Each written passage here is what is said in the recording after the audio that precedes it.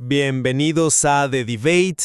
Hoy vamos a meternos de lleno en lo que para muchos es el tema del año en la computación cuántica, 2025 como el punto de quiebre.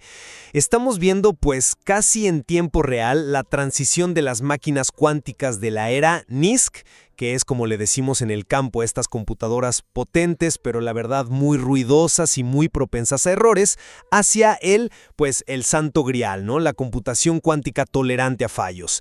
Y la pieza clave, el eje de todo esto, es la corrección de errores cuánticos. Un avance reciente, la demostración de que un qubit lógico puede de hecho vivir más que sus componentes físicos, parece ponerle una corona al enfoque dominante, el famoso código de superficie. Pero aquí es donde se pone bueno el diálogo. La pregunta ¿es este hito el camino de ladrillos amarillos que nos llevará a la computación cuántica a gran escala? ¿O es más bien un camino pavimentado con oro, sí, pero increíblemente caro y que nos llevará a un callejón sin salida? Yo voy a defender que el éxito que ya vimos, que ya medimos, del código de superficie lo convierte en la única apuesta sensata para el futuro que podemos ver. Y yo, por mi lado, voy a argumentar que ese camino, aunque parezca de oro, es simplemente insostenible. Que el código de superficie es una solución de fuerza bruta con un costo de recursos tan gigantesco que a la larga nomás no va a jalar. Voy a sostener que la verdadera ruta eficiente, la única que nos llevará a computadoras cuánticas verdaderamente útiles, pasa por otro lado. Los códigos QLDPC, aunque hoy, claro, presenten otros desafíos. Es que justo ahí está el meollo del asunto. Lo que vimos este año con el chip Willow de Google no es una simulación bonita en una computadora, no es teoría. Es un logro de ingeniería que puedes tocar. Usaron un código de superficie de distancia 7 y aquí es donde se me pone la piel chinita, porque demostraron dos cosas que llevábamos décadas esperando. Primero, que la cosa esta de la corrección de errores de verdad funciona como dice el pizarrón. Probaron que al hacer el código más grande y robusto, pasando de una distancia de 5 a 7, el error lógico no solo baja, sino que se desploma exponencialmente. Funciona. Nadie duda de que fue un experimento espectacular.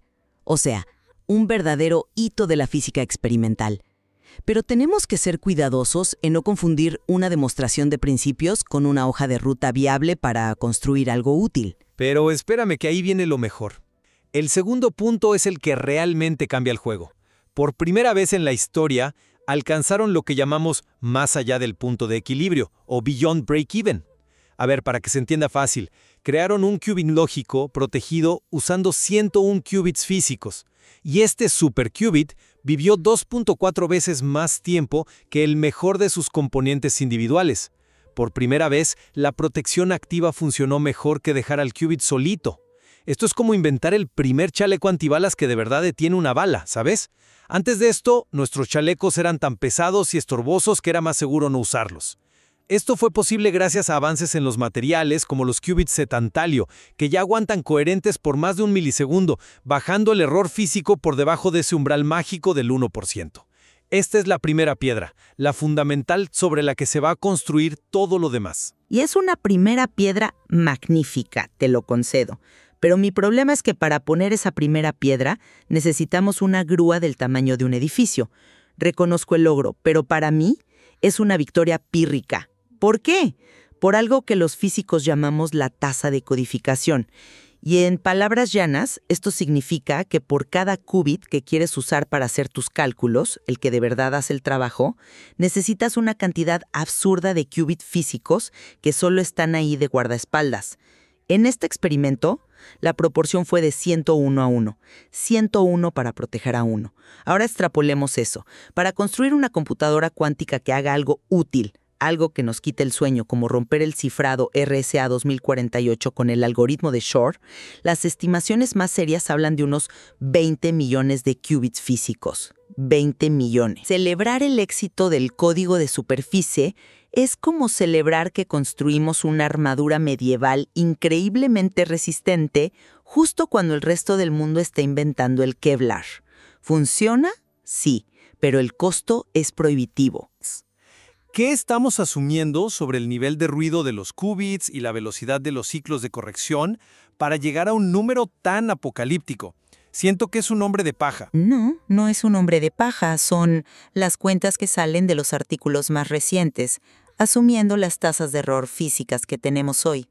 Y sí podrían bajar, pero la tendencia es clara. La sobrecarga es gigantesca. Y ahí es donde entra mi argumento a favor de los códigos QLDPC, los códigos cuánticos de baja densidad de paridad. Estos prometen una tasa de codificación constante. O sea, no necesitas cada vez más y más guardaespaldas. Te prometen reducir la cantidad total de qubits que necesitas por un factor de 10 o hasta de 100. El debate real no es si el código de superficie funciona. Ya vimos que sí. El debate sí es la arquitectura correcta para el futuro.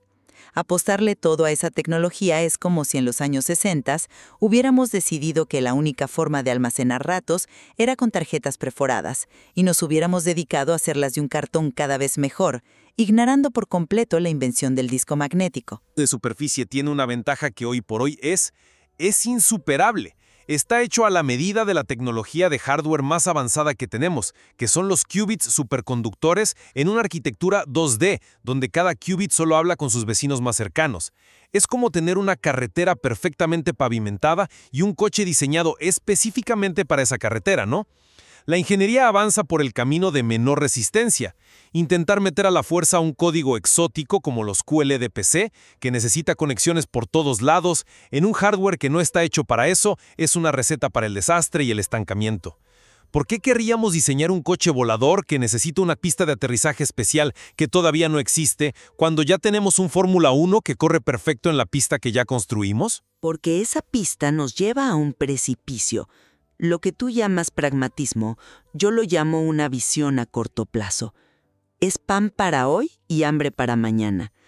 No podemos dejar que las limitaciones del hardware de hoy dicten para siempre el software del futuro. Y lo más interesante es que ese hardware para tu coche volador ya se está construyendo, no es ciencia ficción. Plataformas como los átomos neutros son casi perfectas para esto. Ahí puedes mover los átomos con pinzas ópticas, básicamente rayos láser de alta precisión, y hacer que interactúen con quien sea, no solo con sus vecinos. O piensa en las trampas de iones, donde puedes literalmente mover un ion de un lado a otro de la trampa para que hable con otro. Es la diferencia entre seguir pavimentando un viejo camino de terracería lleno de curvas porque es el que ya está, o invertir de una vez en construir la superautopista recta y directa que te va a llevar a tu destino mucho más rápido y con menos gasolina. Cuando la sobrecarga de 20 millones de qubits para una sola aplicación te mira a la cara, ese camino pragmático se convierte en un callejón sin salida, tanto económica como de ingeniería. No podemos construir una máquina del tamaño de una ciudad para resolver un solo problema. Es absurdo. Se me hace que esa es una visión muy pesimista del camino que ya estamos recorriendo. Nos estamos basando en datos duros, en mediciones reales, no en promesas de un futuro hardware perfecto. En el experimento de Google no solo vieron que el error bajaba, lo midieron con precisión. Midieron un exponente, una ley de escala que llaman lambda, y les dio un valor de 2.14. A ver, ¿qué significa este número? Significa que no es una mejora marginal, es una ley de escalamiento real, como una ley de la física. Es como si descubrieras que por cada centímetro extra de blindaje que le pones a un tanque, no solo aumenta su resistencia un poco, sino que la duplicas. La duplicas. Eso es lo que significa un lambda mayor a 2. Es una certeza empírica, medida en un laboratorio sobre la cual podemos construir y extrapolar. Tenemos un mapa y una brújula que funcionan. ¿Por qué tirarlos por la borda para seguir un mapa dibujado a mano que dice, aquí podría haber dragones o tesoros? Porque a veces los tesoros están donde están los dragones. Y esa base que mencionas, aunque sólida, podría estar construida sobre arena. Fíjate en esto. La misma gente que investiga los códigos de superficie, los expertos mundiales en códigos topológicos, están como locos desarrollando alternativas como los tile codes y otras cosas más complejas. ¿Por qué harían eso si el código de superficie fuera la respuesta definitiva? Lo hacen porque saben perfectamente que es ineficiente, reconocen sus limitaciones. Y los códigos QLDPC no son un mapa dibujado a mano, son el análogo cuántico de los códigos LDPC clásicos, que son la tecnología que hace posible que tú y yo tengamos esta conversación. Son la columna vertebral del 5G y del Wi-Fi. Su brutal eficiencia está más que probada en el mundo que nos rodea todos los días. La investigación para llevar esa misma eficiencia al mundo cuántico avanza a pasos agigantados. Ignorar ese paralelismo, esa historia de éxito, me parece un error de juicio tremendo. No estoy convencido. Lo que veo es una batalla de filosofías. Por un lado, tienes la estrategia de hardware simple, código pesado, que es la del código de superficie con los qubits superconductores. El hardware es relativamente sencillo de fabricar y escalar, aunque el código que corre encima necesite muchos recursos. Por otro lado, tienes la tuya. Hardware complejo, código eficiente. Necesitas un hardware exótico y mucho más difícil de controlar, como las trampas de iones o los átomos neutros, para poder correr un código que en teoría es más ligero. El ecosistema de los superconductores, como lo demuestra el avance con el tantalio, está madurando a una velocidad increíble.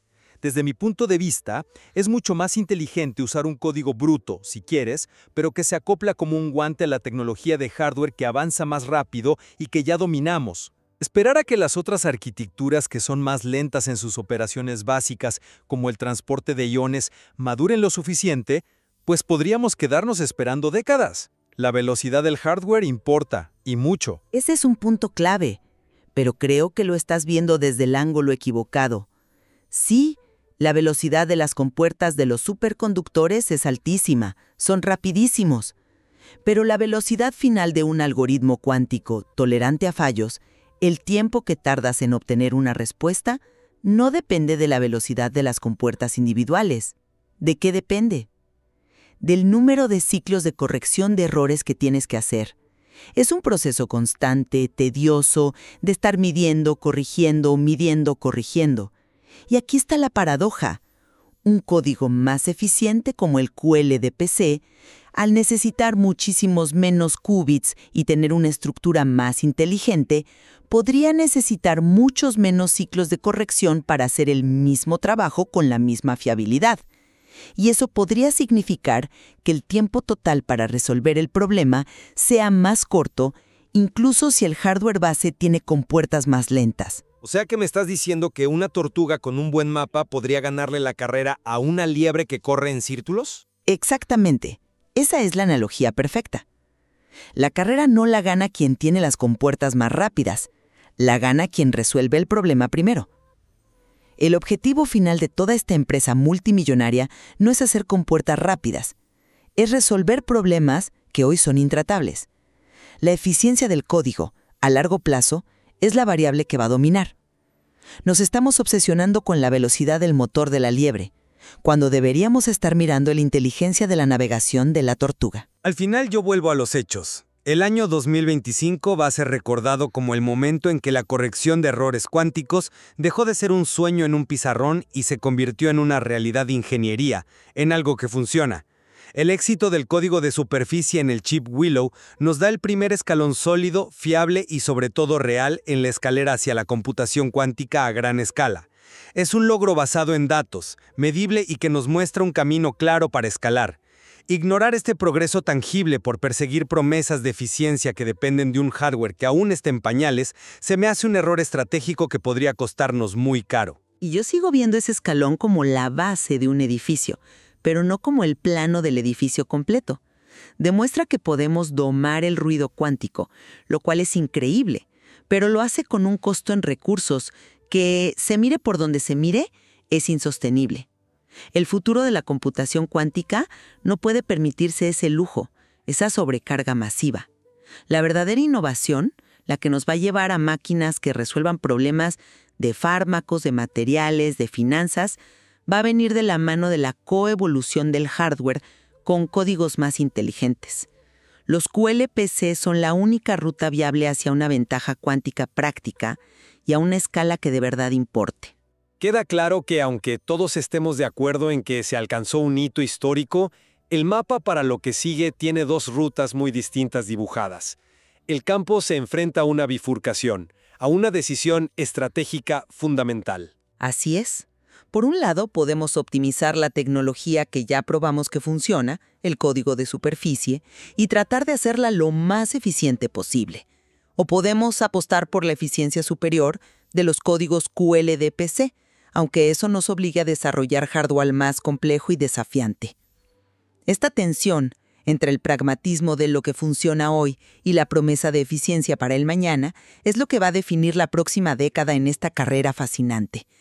Y el material que hemos visto hoy apenas rasca la superficie de todas las implicaciones que estas decisiones tienen para el futuro de la computación.